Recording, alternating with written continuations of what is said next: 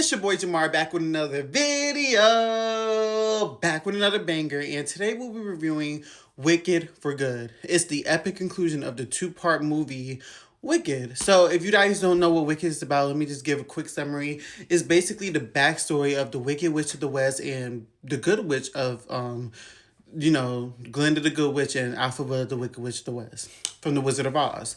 Now, if you don't know what happened in the first movie, go click down in the link below. I'll put a link below for my review for the original Wicked. But today we're reviewing part 2. Now, I'm going to be 100% honest because that's all I know how to be. This one, I feel like really didn't need two movies. I feel like they kind of dragged it. There were certain parts, this one and the second one that of this one and the first one that they could have cut down to make these all be in one. Because I get it, this was the conclusion, but I feel like this went on for too long and there were so many unnecessary elements in this movie. Like, for example, right? Like, the movie just starts off immediately, like, after, like, sometime after the first film. Like, we don't get, like, previously or nothing. It just jumps right into the movie. So it just jumps right into the movie. And for me, I watched the movie a year ago when it first came out. So it's kind of like I kind of got to remind myself, okay, what really happened in the first movie? Because, like I said, it's been a year since I watched the original and they just jump right into it because it's technically supposed to be like all in one. You're supposed to watch the first one to get the full story of the second one because the first one's basically like the first half, basically the beginning of the movie, and then the second one is basically like the conclusion. So on this one, Elphaba is now deemed the Wicked Witch of the West after the events from the first one, and they're all like trying to look for Elphaba. Basically, it's basically everybody trying to look for Elphaba. So then Glinda is now the Good Witch. She's embracing her powers, and she's now engaged to Fiyero, forcefully because Fiyero is still having feelings for Elphaba clearly. So basically, Elphaba shows up and she tries to talk to Glinda and, the Wizard of Oz. So when she talks to them, they basically try to convince her, like, hey, it's better if we all work together. We can work together. We can tell them that you're actually, with us and they'll start to trust you. And she starts to go for it until she sees in the basement that he's locked up a whole bunch of animals. And he's like, it's not what it looks like. And she basically is like, no, it is what it looks like. But prior to that, remember Bogue and Nezarose.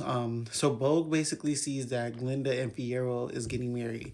So he basically confesses to Nezarose that he's in love with Glinda and this and that and third. So Nezarose gets mad and tries to do a spell with Glinda's book.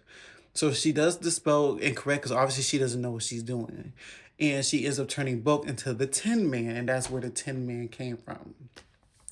So then she turns him into the Tin Man, and then he tries to attack Nezarose, but then Nezarose is like, no, it was Elphaba. It wasn't me, it was Elphaba. So he's out to get Elphaba.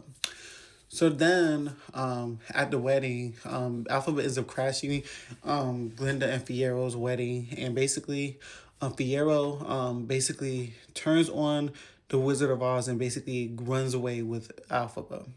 Now this is where I feel like they could have cut it off a little bit because we had too many. It was kind of like we had an unnecessary love scene with Fiyero and Elphaba, and I just feel like, I get it, but it's like, did we really need it? But whatever. So we had a love scene with Elphaba and Fiyero, and Glinda, she felt betrayed because she's like, oh, because she wanted Fiyero, so she's like, oh, so this is what y'all been doing the whole time. So then that's when Glinda's basically just like, if y'all wanted to catch Elphaba, make up a rumor about her sister being in trouble, then she'll come back. But then Madame Morrible was like, no, a rumor won't do it. We have to actually do something. So Madame Morrible ends up creating a tornado, and that's where Dorothy comes in, and that's when the house lands on Nezarose intentionally. So we all, if you watch the Wizard of Oz, we know what happened. It fell on her. She took the slippers, and she's on her way to go see the Wizard of Oz to get back home.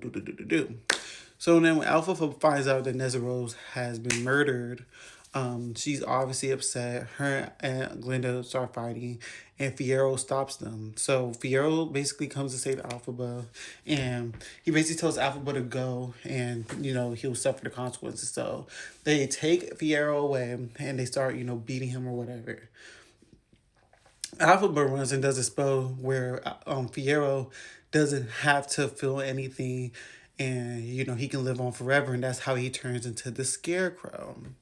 So then So then after that happens, basically, like I said, they're looking for Alphaba, and they're all out to get Alphaba because she's deemed the Wicked Witch of the West.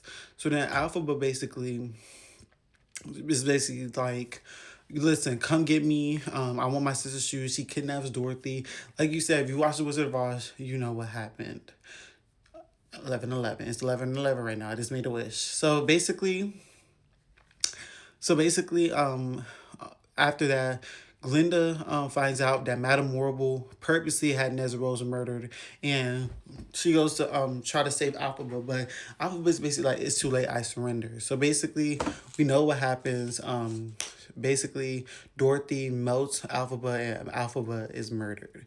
So Glinda is in tears, and she's crying because she knows she just lost Alphaba. So then she basically so basically, one of the monkeys point out a drink that Alphaba had, and Alphaba confronts the Wizard of Oz, and the Wizard of Oz was actually Alphaba's father all along, and he feels terrible. So Glinda forces him out of town. So then he's forced to leave out of town, and she basically forces Madame Horrible to get locked up for her actions as well. So then Glinda's finished telling the story, and she basically reveals that all the animals are freed and everything. Basically, all of Alphaba's wishes came true, and she's living, her legacy lives on. So basically, the Scarecrow, which is Fiero, um, comes and finds Alphaba has been hiding. She faked her death and she's been hiding. So after she faked her death, they run away together, and that's basically the end of the movie. Glinda still thinks that Alphaba's dead, but she's still alive, and she's running away with Fiero, living happily ever after. So, like I said, that was the end of Wicked for Good.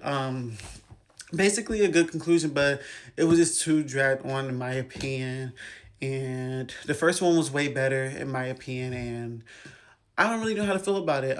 It was alright, but I feel like it was necessary because I had the fact that I watched the first one, I had to watch this one to see how it ended. But I feel like even with down to the promo and everything, this movie just felt like it was dragged on. I feel like we've been talking about Wicked for years, and I'm just low key glad that we're finally off of this Wicked train. We don't really have to hear about this movie anymore. So that's my review for Wicked for Good, and I'll see you guys next time for my next movie review.